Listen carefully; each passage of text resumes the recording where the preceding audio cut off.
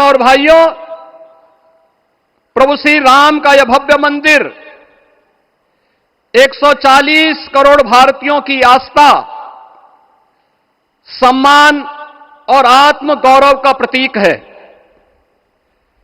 इस भव्य मंदिर के निर्माण में योगदान देने वाले उन सभी कर्मयोगियों का भी मैं हृदय से अभिनंदन करता हूं। आज का यह पावन दिन उन पूज्य संतों, योद्धाओं, श्री राम भक्तों की अखंड साधना, संघर्ष को समर्पित है, जिन्होंने इस पूरे आंदोलन और संघर्ष के लिए अपना जीवन समर्पित किया। विवाह पंचमी का यह दिव्य संयोग इस उत्सव को और भी पावन बना रहा है।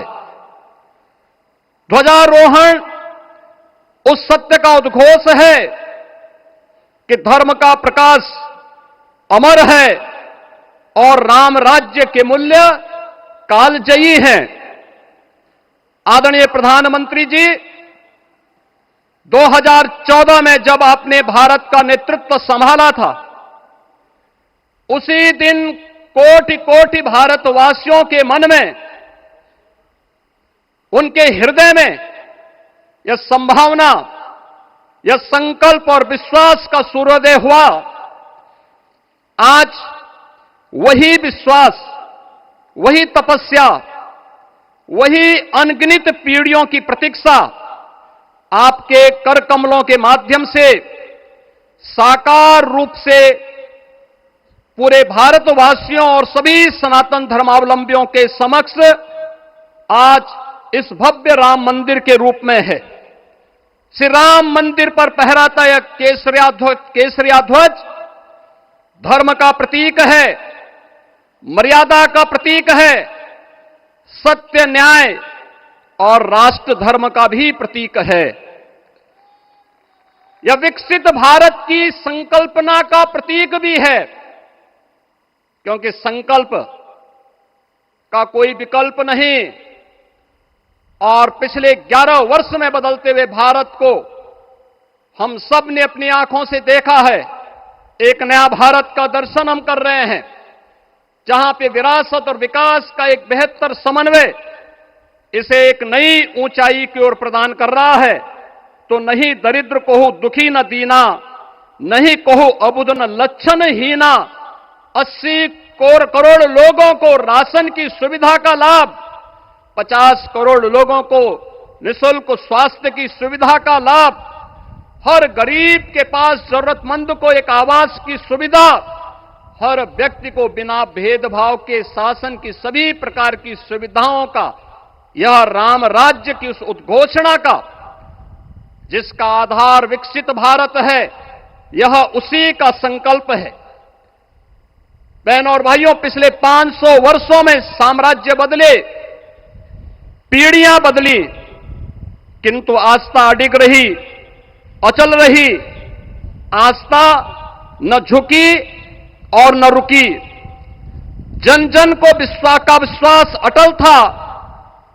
और जब राष्ट्रीय स्वयंसेवक संघ जैसे यशस्वी संगठन के हाथों में कमान आई, तो हर एक मुंह से बिना किसी परवाह करके एक ही उद्घोष निकलता था कि रामलला हम आएंगे, मंदिर वहीं, लाठी गोली खाएंगे, मंदिर वहीं।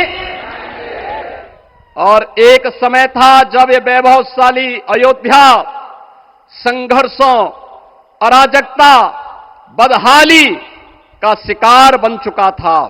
लेकिन आदरणीय प्रधानमंत्री जी के मार्गदर्शन और नेतृत्व में आज अयोध्या उत्सवों की एक वैश्विक राजधानी बन रही है।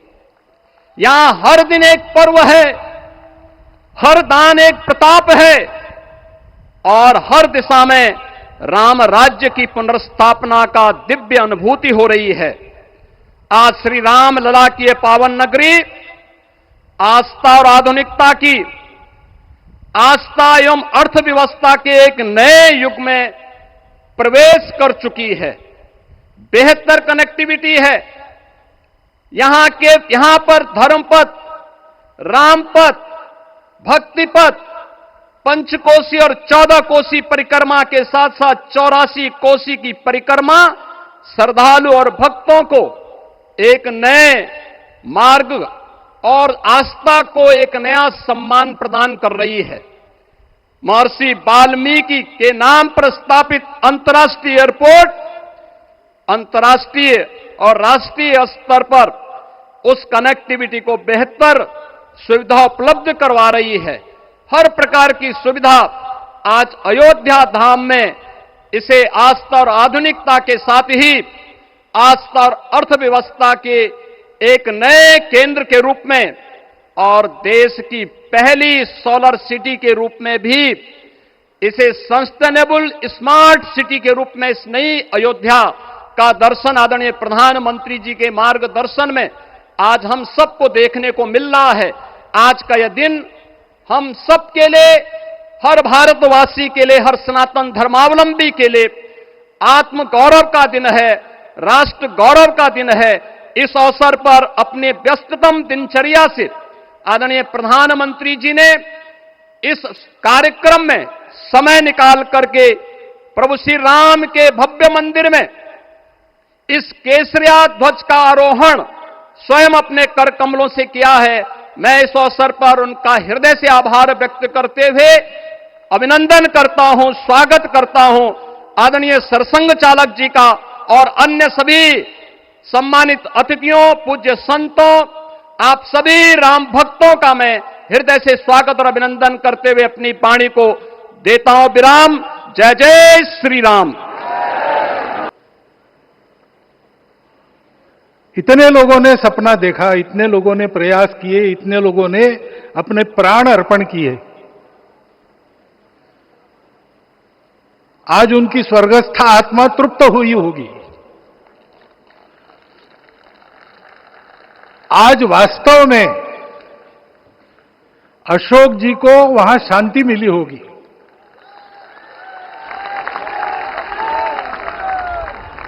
महंत रामचंद्र दास जी महाराज, श्रीमान दालमिया जी, कितने संत, कितने गृहस्थ, कितने विद्यार्थी, उन्होंने अपना प्राणार्पण किया, अपना पसीना बहाया। जो पीछे रहे वो भी रोज ये इच्छा मन में व्यक्त करते रहे कि मंदिर बनेगा बनेगा, बन गया। और आज उस मंदिर निर्माण की शास्त्रीय प्रक्रिया पूर्ण हो गई, ध्वजारोहण हो गया। राम राज्य का ध्वज जो कभी अयोध्या में फहराता था और संपूर्ण विश्व में अपने आलोक से सुख शांति प्रदान करता था, वो ध्वज आज फिर से नीचे से ऊपर चढ़ता हुआ और अपने शिखर पर विराजमान होता हुआ हमने अपनी आंखों से देखा है, इसी देह में देखा है। ध्वज प्रतीक होता है। इतना ऊंचा ध्वज चढ़ाना कितना समय लगा आप जानते हैं? मंदिर बनने में भी समय लगा। 500 साल छोड़े तो भी 30 साल तो लगे ही। उस मंदिर के रूप में हमने कुछ तत्वों को ऊपर पहुंचाया है।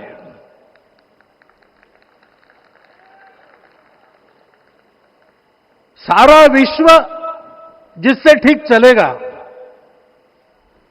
अपने व्यक्तिगत जीवन, पारिवारिक जीवन से लेकर तो सृष्टि जीवन तक सबका जीवन जिससे ठीक चलेगा, वो धर्म, उस धर्म का प्रतीक भगवा रंग, वह इस ध्वज का रंग है। ये धर्म ध्वज है। इस धर्म ध्वज पर रघुकुल का प्रतीक कोविदार वृक्ष है। वैसे रूप देखा जाए तो कचनार जैसे लगता है। और जो खोजी लोग हैं वो खोज कर कह रहे हैं कि मंदार और पारिजात दो वृक्षों का एक तरह से संकर है। दोनों वृक्षों के गुण, ये दोनों वृक्ष देव वृक्ष कहलाते हैं। दो देव वृक्षों के गुणों का समुच्चय ये वृक्ष है।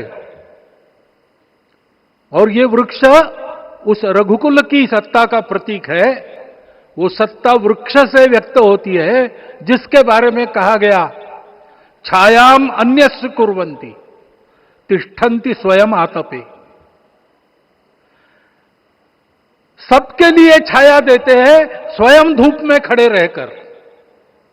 फलान्यपि परार्थाय, फल स्वयं उगाते हैं, दूसरों के लिए बांट देते हैं। वृक्षा सत्पुरुषा इव, वृक्ष सत्पुरुष होते हैं। और कचनार के गुण औषधि भी है। कचनार के वृक्ष का अन्न में भी उपयोग है। सब प्रकार से उपयोगी इस वृक्ष का प्रतीक हमने लगाया है। धर्म जीवन ऐसा जीवन होता है। और ये जीवन जीना है, उस जीवन की प्रतिष्ठा करनी है, इस जीवन का झंडा शिखर तक पहुंचाना है। चाहे जितनी प्रतिकूलता हो, चाहे जितनी कठिनाइयां हो, साधनहीनता हो, सारी दुनिया स्वार्थ में बहती होगी, लेकिन हमारा संकल्प है। सूर्य भगवान उस तेज के, उस संकल्प के प्रतीक है। उनके रथ का एक ही चक्र है। 4 चाक वाली गाड़ी यहां भी एक्सीडेंट करती है तो एक चक्र चलाना है, और रास्ता खराब भी नहीं, रास्ता है ही नहीं। अधांतर में चलो रथस्य एकम चक्रम। रथ चलाने के लिए 7-7 घोड़े, उनको नियंत्रण करने के लिए सांपों के लगाम है, और रास्ता नहीं है, और सारथी जो है उसके पैर नहीं है। ऐसी गाड़ी चल सकती है क्या? कंप्यूटर में डाटा डालेंगे, कहेंगे नहीं चलेगी। लेकिन बिना थके रोज पूरब से पश्चिम, पूरब से पश्चिम जाना आना सूरज भगवान कर रहे हैं। क्योंकि कार्य की सिद्धि स्वत्व के भरोसे होती है। हिंदू समाज ने लगातार 500 साल और बाद के दीर्घ आंदोलन में अपने इस स्वत्व को सिद्ध किया, और रामलला आ गए, मंदिर बन गया।